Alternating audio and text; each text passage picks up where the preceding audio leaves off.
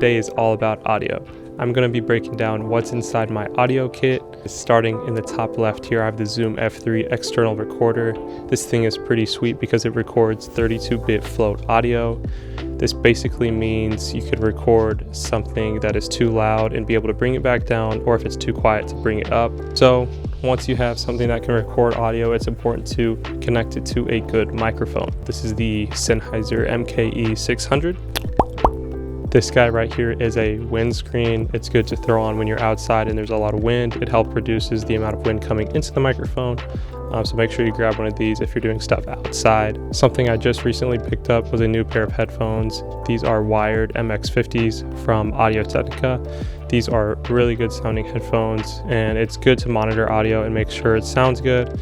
It also allows you to hear anything else that is in the room, whether it's a really loud HVAC unit or anything of that matter, whether it's noise, disturbance, anything going on. You can kind of pick it up with having headphones on and keep moving with crispy sounding audio. You don't want to spend all this money on gear and not have the right cables to produce good sounding audio, so make sure you pick up some good XLR cables. I will put the ones I have down in the description. I also have some gaff tape in here. You never know when you'll need it. It's always good to have some while you're out filming.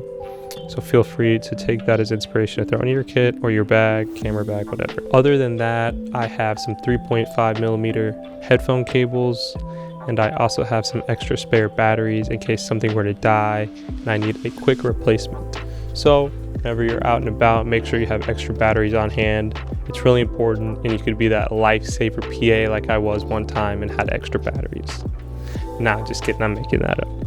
Last thing before you go, I would make sure and have a microphone to lav up someone while on set, especially if you're doing some sort of interview project.